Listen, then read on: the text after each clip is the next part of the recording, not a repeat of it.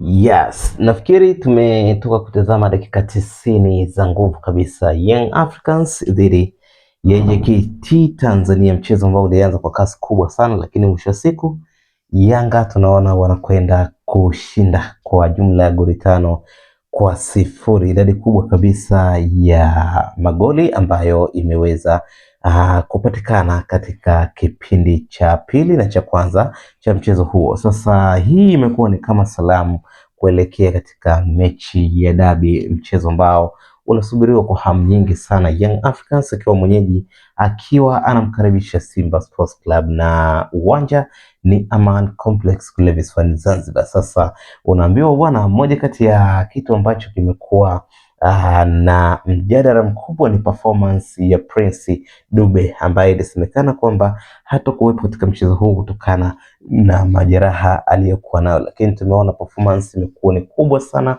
kwa Dube na ametoka kuwa man of the match kwa sababu tumeona amepata assist 2, lakini pia ameweza kupata goli moja katika mchezo huo na kumfanya sasa ang'ae katika mchezo huo wa leo, ikiwa ni salamu kuelekea katika mchezo wa tarehe mosi mwezi huu wa tatu mwaka wa 2020 na Simba Sports Club 26 Simba Sports Club akiwa anakaribishwa na Yanga. Ni nini kinakwenda kutokea?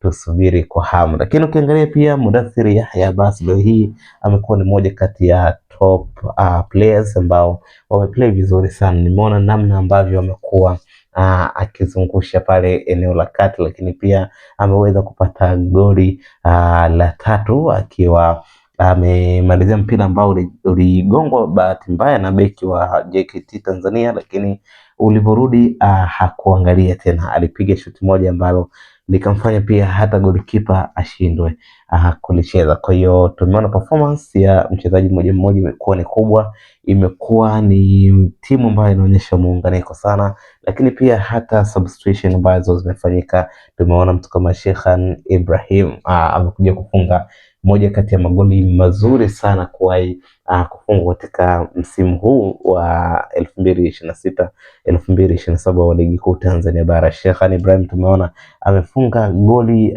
kama magoli ya mtu kama Faisal Salum Feitoto, ni moja kati ya magoli mazuri, lakini pia ukiangalia Dep ameendeleza ubabi wake, ameendeleza kuonesha kwamba yeye amestahili kabisa kujiunga na kikosi cha Yanga. Moja kati ya magoli mazuri sana ya heda ambayo Dep ameweza kuifungia Young Africans, lakini pia kuna mpira ambao alipiga na kipa alicheza, lakini inaonekana ni kwa namna gani amekuwa na performance nzuri, amekuwa na mwendelezo mzuri sana. Kwa ujumla timu imekamilika, tusubiri tu tarehe moja kuona kipi kinakwenda kujiri. Pengine inawezekana historia ikajirudia tena ya mnara wa 5G, ama pengine Simba Sports Club kwa sasa anaweza kubadili mchezo, lakini kwa hali inavyoonekana performance ya leo kama itaendelea hivi, basi pengine siku hiyo kuna namna mtu anakwenda kulia tena.